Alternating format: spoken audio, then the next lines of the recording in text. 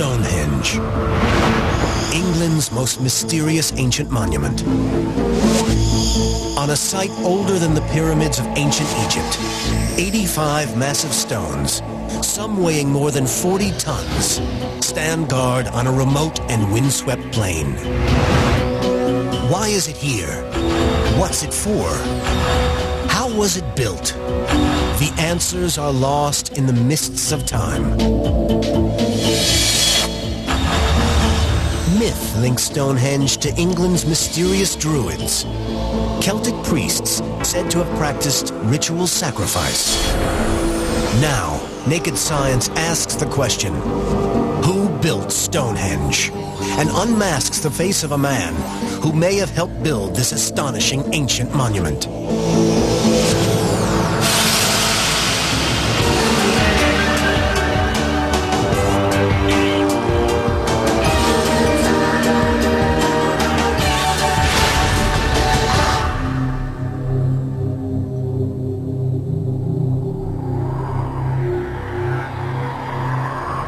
Forget Manhattan's skyline, or the stone-carved sculptures of America's Mount Rushmore. This construction job was really tough. No cranes, no hoists, no machinery. Just massive rocks, some heavier than a fully laden 18-wheel truck. A structure so old that the rocks could only have been heaved into place by sheer muscle power alone. Still standing thousands of years later, dramatic and moody, Stonehenge dominates Salisbury Plain in southern England. It has fascinated people since before recorded history and still captures imaginations today. Amazingly, unlike most ancient ruins, this is not incomplete ruin. It's pretty much today how its architects wanted it to be. Very open plan, great ventilation, a little light on a roof, but a strong and ultimately long-lasting construction. No one knows what such a design might have been for. It's not recognizable as a church or a temple or a long-abandoned building. It just sits there in massive ancient splendor, being Stonehenge. One thing it has done over thousands and thousands of years is fascinate all those who come here. To think the people that built this did all that they did to build it, it's tremendous. I mean, just look at it. It's unbelievable. It's a magical place. In the public mind, Stonehenge has long been associated with one mysterious peoples, the Druids.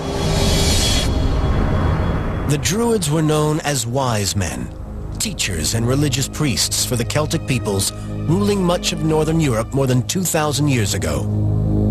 They believed in the immortality of the soul, sometimes making human sacrifices to aid Celtic warriors in battle, or as a ritual to cure the gravely ill. Those claiming to follow the ancient Druid ways still meet here at summer solstice, June 21st, the longest day of the year, when the sun rises directly into the heart of the circle. The monument's central axis aligns closely with the midsummer sunrise. Nowadays, these summer solstice celebrations turn into lengthy public parties. But in times past, long before the birth of Christ, these stones have probably witnessed real Druid ceremonies. Bodies have been found in this area, not the victims of Druid sacrifice, but human remains more than 4,000 years old. Could such bodies help solve the mystery of who erected these stones?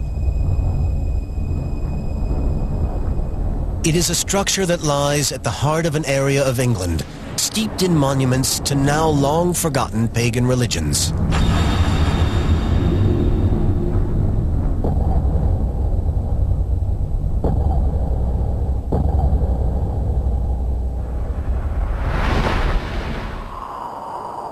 In this mystical heartland of England, there seems to be an ancient association with circles. Mounds that are circular. Circles of rocks. Shapes from our distant past. And even today, mysterious links seem to flourish. The area is famous for crop circles. Incredibly complex patterns appearing literally overnight in cornfields. People marvel at huge crop circles, made in the dead of night by a secret network of hoaxers, though some still credit their creation to alien visitors. And yet, however intricate and huge the crop circle designs become, none can rival the mysteries of Stonehenge. The design evolved over many generations. First, a circular ditch and bank, then a second phase of timber structures. The third phase saw the arrival of stones, some then repositioned over the years. The largest stones are 23 feet tall and weigh more than 44 tons. That's the same as 6 double-decker buses. In total, more than 1,500 tons of rock, the weight of 10 steam locomotives. Perhaps most amazing is the precision with which it's been built. Some believe that the massive stones have been carefully aligned with stars in the heavens, a distinctly non-pocket-sized astronomical calendar. At some stage in its creation, the circle of upright stones was topped by huge carved rock lintels. These huge lintel stones are nearly perfectly level, despite being built on sloping ground. Within this sits a circular arrangement of smaller uprights known as bluestones. And in the middle is a horseshoe of the largest of all the stones, a series of 3 slab constructions known as the trilithons. Stonehenge is unique. Nothing quite like it has been built before or since. But the question remains, who built it? There are a lot of likely suspects. The first Britons at the end of the last ice age were primitive hunter-gatherers. Then came waves of settlers and invaders from Europe and the ancient world. Druids, Celtic priests were preeminent, until they in turn were swept away by the Romans.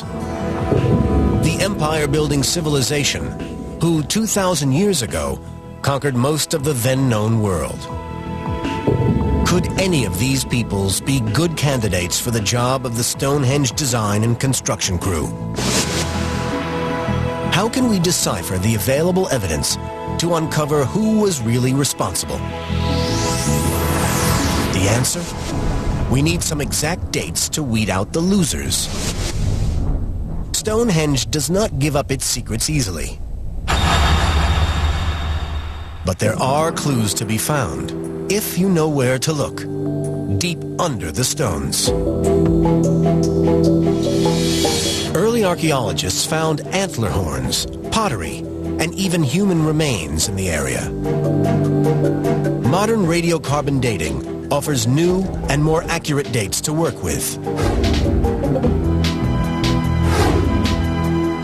Superseding less reliable tests of the past, scientists can now test artifacts like this antler horn to tell exactly how old it is.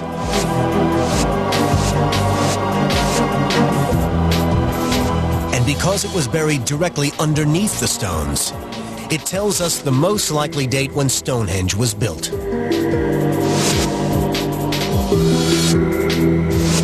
In tests published in 1995, scientists discovered that some previous estimates had been wrong. The final phase of Stonehenge was older than they thought. It was built as far back as 4,000 years ago.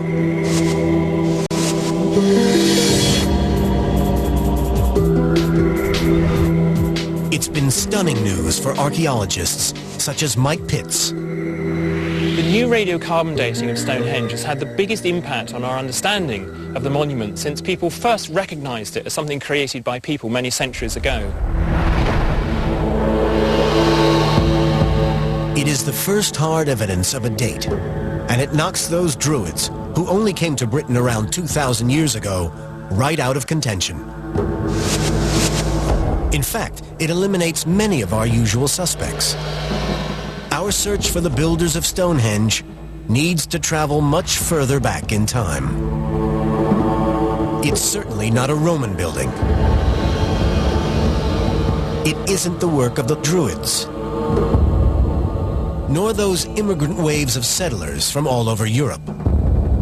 Stonehenge is far older than all those civilizations, with the first phase predating the Great Pyramids of Egypt. The tests suggest that Stonehenge is the work of ancient Britons, a primitive and little-known people. It seems unbelievable. 4,500 years ago, Britain was nearing the end of the Stone Age and the start of the Bronze Age. Its people were hand-to-mouth subsistence farmers, technologically undeveloped, just starting to understand how to work with metal. How could such primitive people have pulled off such an incredible construction project? Could the dates be wrong? Or is there other evidence suggesting these primitive individuals were indeed able to build one of the world's longest-lasting monuments? We hunt out that evidence in the very structure of the rocks, in the construction methods used, and by blasting Stonehenge-like rocks from the hills.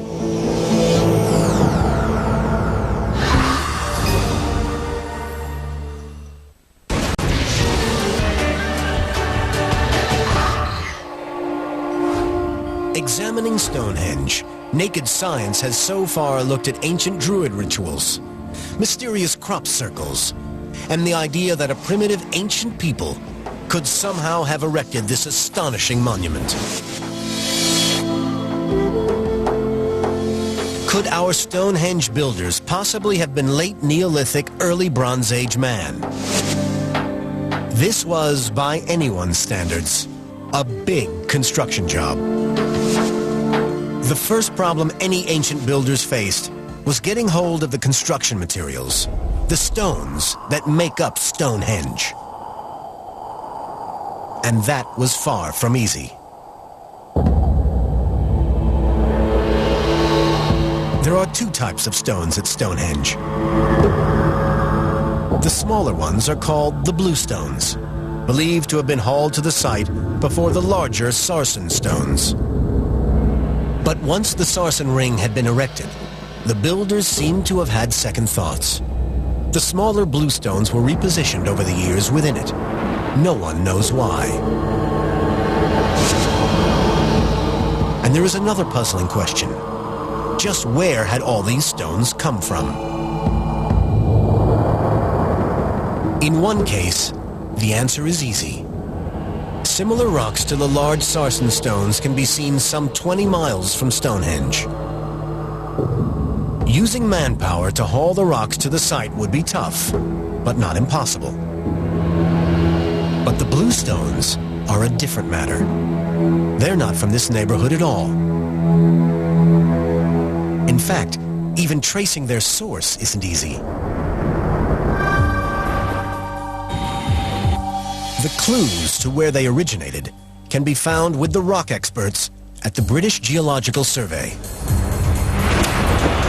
Here, in a vast collection, are rock samples from all over Britain, every one with its characteristic crystalline texture preserved as a microscope slide. And each specimen cross-referenced to the geological map of Britain. Is there a match between the rock type of the blue stones and a sample in the collection? And can that reveal the source of the stones anywhere in the British Isles? Under the microscope, the distinctive crystalline texture of the bluestones are a close match with samples already in the collection.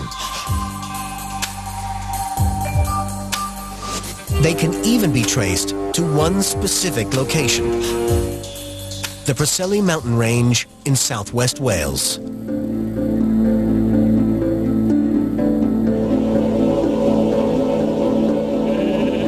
It's a clever piece of deductive science, but it poses as big a riddle as it solves.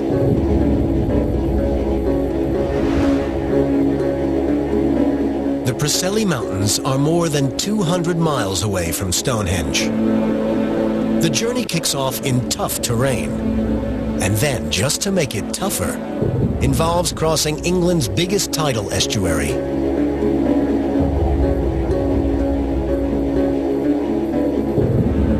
So how could stones weighing as much as 4 tons be carried such a long way with just the primitive technology of ancient Britons some 4,500 years ago?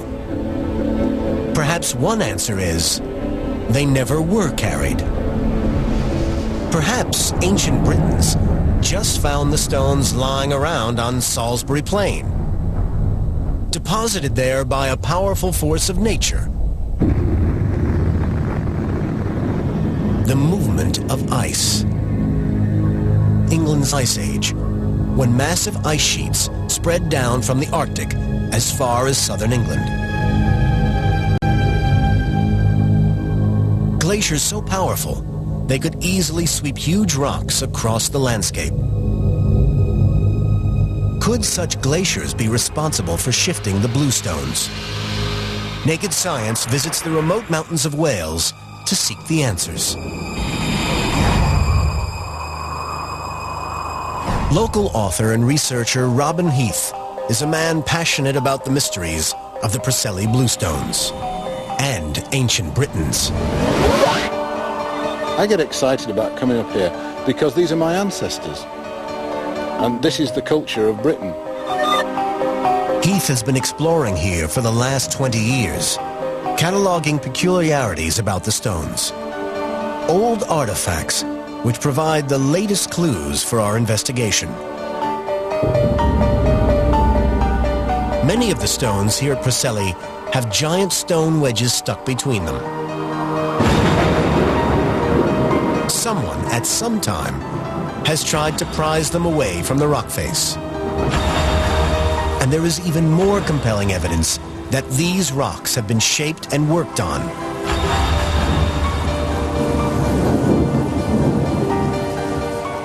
There are some stones that show evidence of being cut to size. And there are other stone tools being found by several people that appear to have been used for dressing the stone somewhat before its journey. The Stone Age tools found nearby suggest that these rocks were being worked by men around the time that the bluestones appeared at Stonehenge. But the most damning evidence that the glacier theory is most likely wrong lies, or rather doesn't lie, at Stonehenge itself. There are no other bluestones to be found where the monument stands on the vast expanse of Salisbury Plain. What sort of glacier would deposit only these few massive rocks and leave no other trace of its passage?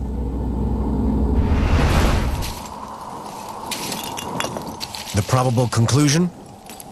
It was our late Stone Age candidate who transported those stones. Which begs the next question, how did they do it? Perhaps examining the management of modern construction projects would shed light on how primitive man could achieve such a seemingly impossible feat. Naked Science needed some rocks.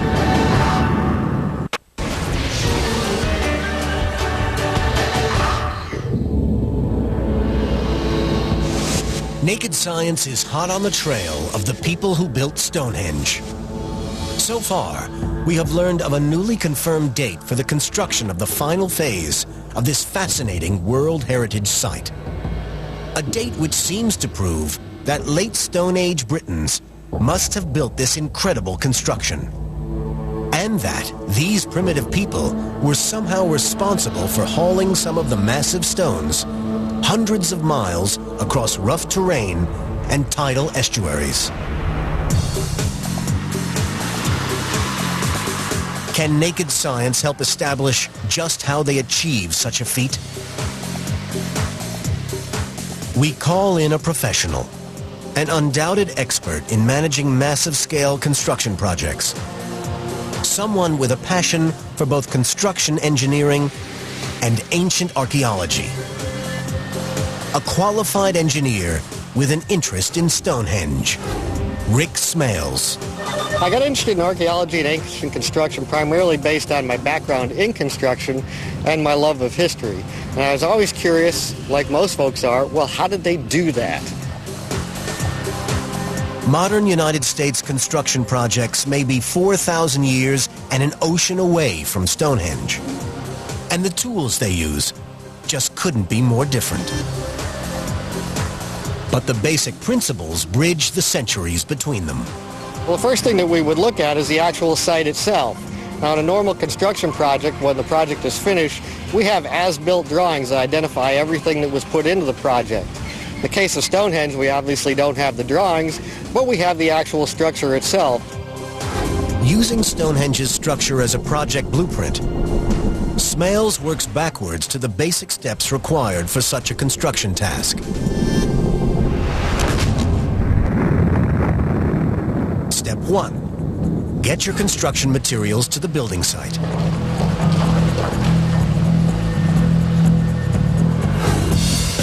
Step 2. Work out how to use those materials to create your structure. Step 3. Calculate how much labor all this involves. Using Smales' 3 steps, it may be possible to work out how Stonehenge was built.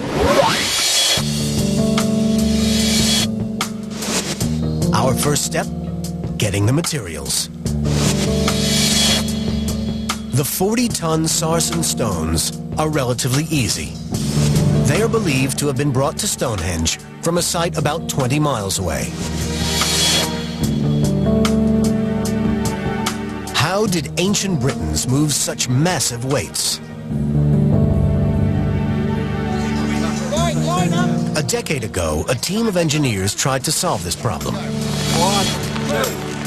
With the help of volunteers, a wooden sled, and a lot of grease, they moved a 40-ton rock hundreds of feet. Still, nothing compared to the 20 miles that the ancient Britons would have faced. Even trickier would have been getting those blue stones 240 miles from the place where they were quarried in the mountains of South Wales to Salisbury Plain.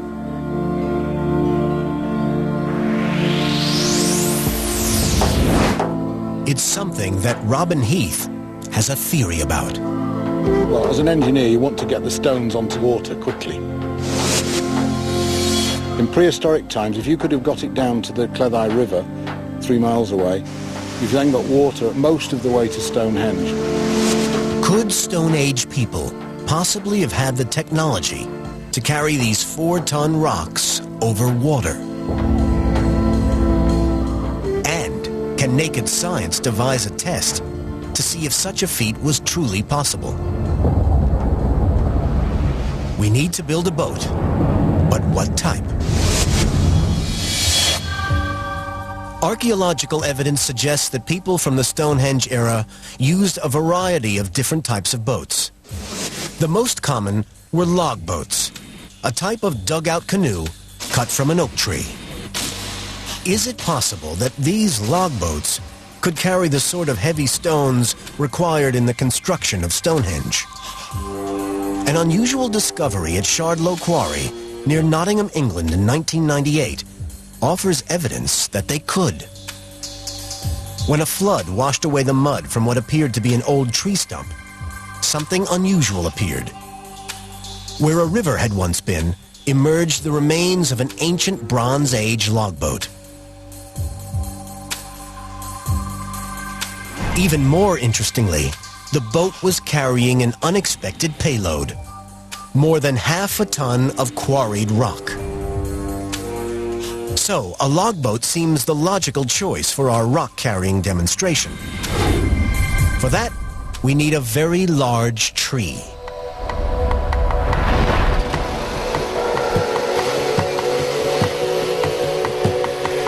Fortunately, we find foresters culling some older oak trees from a hardwood forest. Perfect for our boat.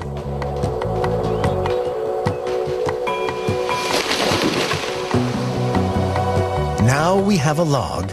We need someone to sculpt it into our boat.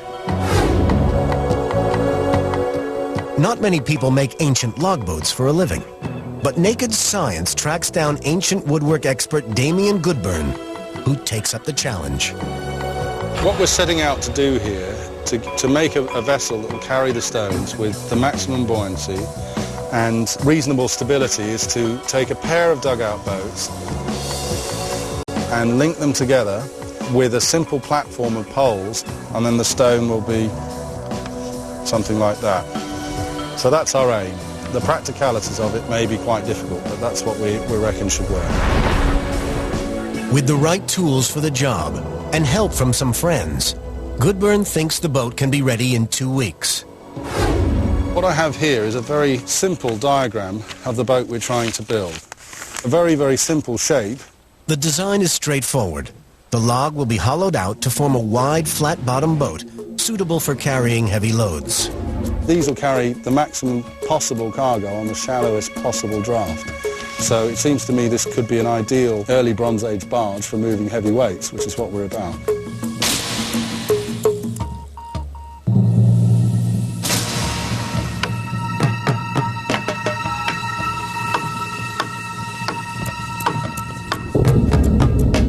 The first task is to cut off the top of the log, a technique called splitting, which uses chunks of wood to cleave apart the heavy oak. A substantial crane lowers the massive weight onto a sled at our boatyard.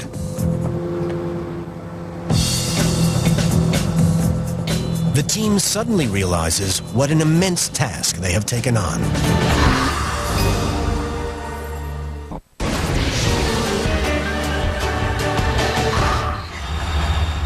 We've always known it's going to be too much to balance such a load on our one finished logboat. To make it work, another logboat built by Goodburn 14 years ago is standing by. If the team doesn't get the boat finished soon, they will miss the high tide, essential for launching the heavy weight of the boat. The plan is to lever the boat over oiled skids and slide and pivot it down to the water's edge.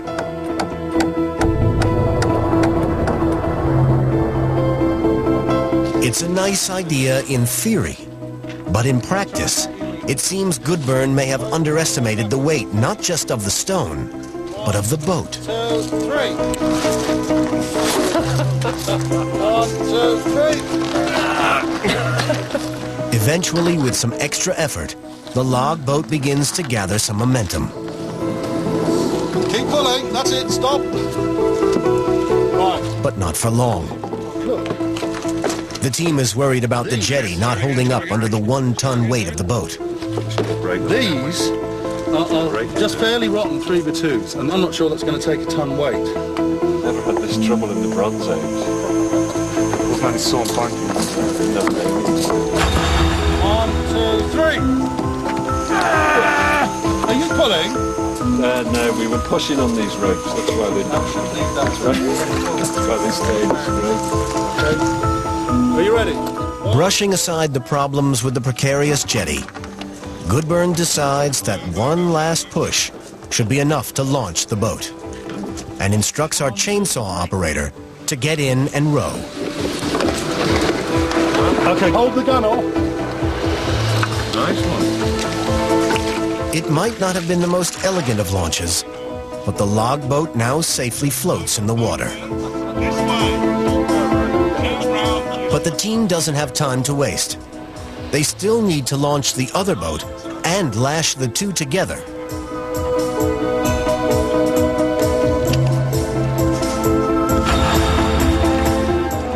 one of them is sinking. Undeterred, the team presses on with lashing the boats together, which involves drilling holes in the side of the boat. Not something naked science would normally advise. That's done.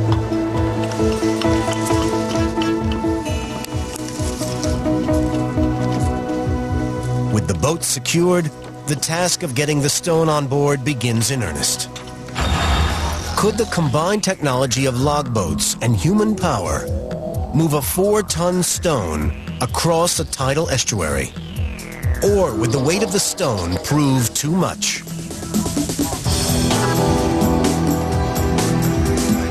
Naked science has finally done it. We have proved beyond doubt that Britons in the period between the late Stone Age and the early Bronze Age could have moved bluestones from Wales to England to build Stonehenge. But we had it easy. We cheated with modern tools to make just one boat, to move just one stone a few hundred yards on calm waters. Our ancient cousins seemingly built boat after boat and moved stone after stone hundreds of miles across open sea. The scale of investment of time, human effort, and ingenuity is almost beyond comprehension. And this from a supposedly primitive people.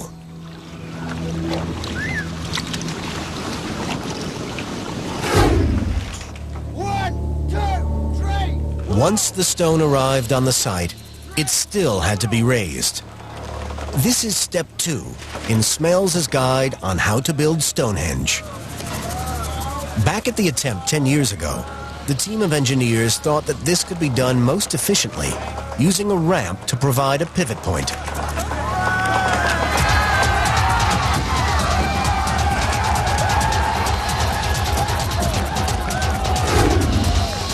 One, two, three. Whoa! It seemed that raising the large topstones or lintels was not beyond Bronze Age Britons either. All you needed was a big wooden scaffold. So we had our answer. Ancient Britons could have built Stonehenge with a little engineering know-how and some simple levers and ramps.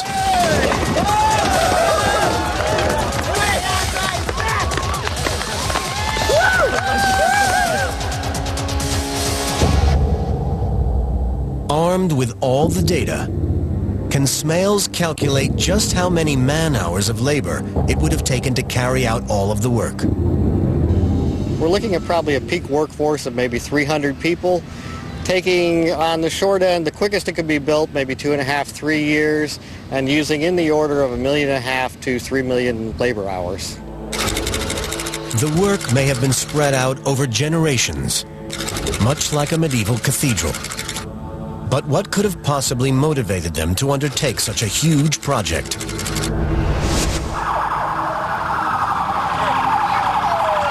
To find out, Naked Science travels to Las Vegas and the University of Nevada to meet an expert in the relationship between architecture and the corresponding societies that create it.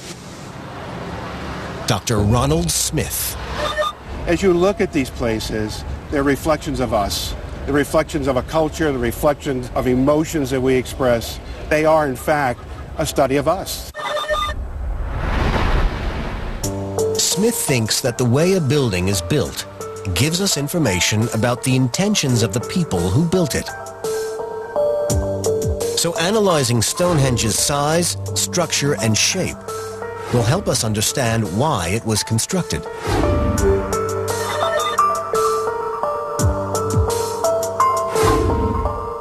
Smith explains his theory with a modern example, Las Vegas. Why, for example, are all the buildings so big? Large in America is seen as good, is seen as beautiful. We are a country of large things, from buildings to cars. Everything large is good here. An interesting theory. But then when you start to look around, you realize that people do interact with buildings and structures in an emotional way. So going back a few millennia, was there something about the size of the stones at Stonehenge that reflects why the monument was built? The great appeal of Stonehenge, the size of these huge stones. It's a place to celebrate, a place to worship, a place to acknowledge something greater than what is human. It follows that the size of the stones might have been designed to tower over worshippers, reminding them of an omnipresent God, just like cathedrals through the ages. Stonehenge as a religious site is also a theory favored by Mike Pitts. They weren't accountants. Stonehenge was not a housing estate. It was a religious monument. Perhaps the mountain, the Braccelli Hills, was a sacred mountain, and there was something about the rocks on it that, when they brought them to Salisbury Plain, allowed them to bring something of that magic into their own world. There are so many possible explanations, and whatever was going on, I think we can be pretty sure that there were many of these things happening. All this new information starts to reveal that ancient Britons at the time of Stonehenge might not be the primitive people we once thought. In our probe into the origins of Stonehenge, we have established that its builders had solved difficult engineering problems and coordinated construction on a massive scale. Had we underestimated the abilities of these ancient Britons? How could we build a more complete picture of these people to reveal the truth about the builders of Stonehenge?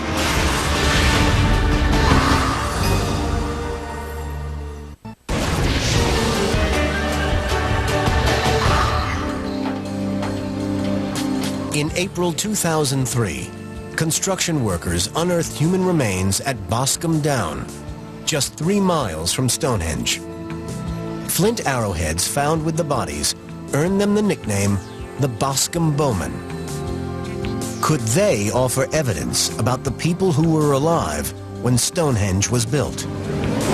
They've been studied by Andrew Fitzpatrick of Wessex Archaeology. To start with, it didn't look all that special. It was only as the excavation was done that we realized there was something very unusual about the grave. Skeletons have been uncovered near Stonehenge before, but until now, they have either been foreign visitors or much later bodies buried many years after it was constructed. The new grave was quite different. So what does this excavation reveal? There are hundreds of bones suggesting multiple burials, something not usually known from this period. Who were these individuals? Could their remains hold the key to unlocking the mystery of who built Stonehenge?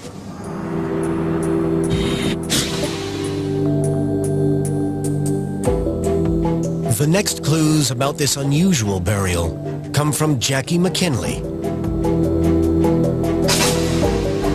One of the first things I do when I get material like this into the laboratory is lay everything out. And with quite a lot of work, it was possible to work out that we had parts of 7 individuals.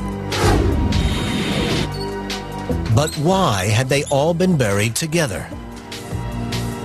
A closer investigation of the bones of the skulls reveals that this was probably a family grave. Unfortunately, the condition of the bones means that a genetic test is out of the question. Is there another way of uncovering the relationship between the bodies? The breakthrough comes from a new test, capable of identifying the likely location where people were born by identifying chemical markers absorbed in their teeth. Could the forensic teeth test tell us if the bodies had come from the same place? The technique traces chemicals taken up by tooth enamel during childhood to reveal where someone was brought up. These traces come from the food we eat, the water we drink, and from the general environment.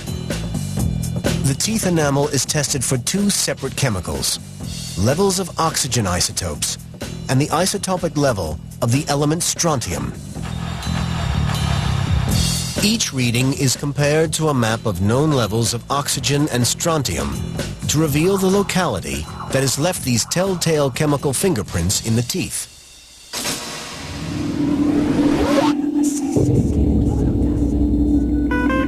It seems logical to think that the bodies dug up near Stonehenge might have originated in the local area around the monument site. But the teeth tests reveal an unexpected result. The people buried thousands of years ago in this mass grave had all grown up more than 200 miles away from Stonehenge, in South Wales, from where the Stonehenge bluestones had all been hauled. It's a link that fascinates researchers such as Andrew Fitzpatrick. We think that these men come from Wales, and the obvious thing with Stonehenge is that many of the stones come from Wales. It's an incredible finding. Strong evidence that the men and the stones originated from the same place. A tantalizing suggestion that these bodies were involved in transporting the stones from South Wales, and possibly in the very building of Stonehenge itself. But our quest is still not over. If these men built Stonehenge, can we go just one step further and actually see what the builders of Stonehenge might have looked like? Can we use the technology of our day to breathe life back into the men who mastered the technology of their own day to such monumental effect?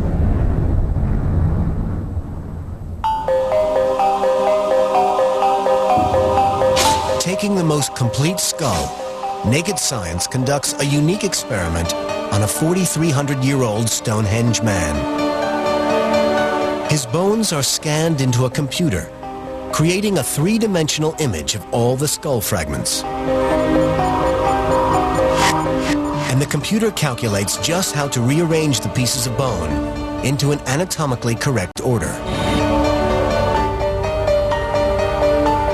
Then, it's up to the facial reconstruction team to try and assemble the jigsaw puzzle into a fully formed face. Here at the University of Manchester, experts use this new technique. Skilled facial anthropologists use advanced software to build layers of muscle. The system allows the operator to feel the contours of the skull, layer by layer, to create a three-dimensional model.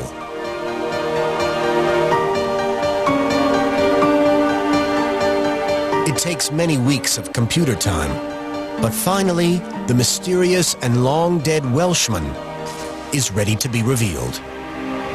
We are about to become the first people for over 4,000 years to see the features of one of the men who may have built Stonehenge.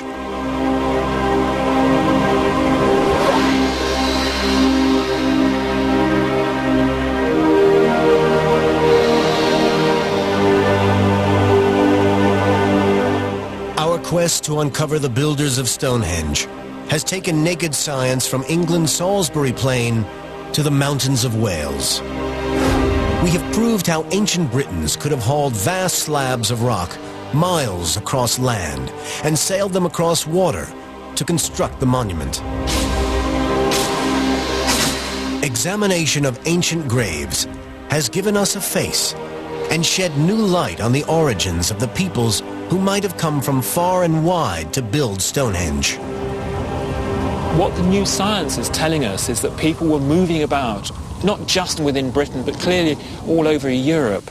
And that one, I think, imagines now that the construction of Stonehenge would have been known about at least all over southern Britain, and that this was almost part of the purpose of it for the people who built it. It was a statement about their power.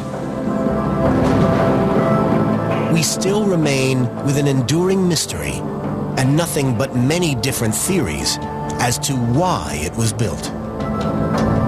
The only certainty remains the stones themselves, a monument that has stood proud and immovable for thousands of years, an incredible monument to the incredible ingenuity of the human mind.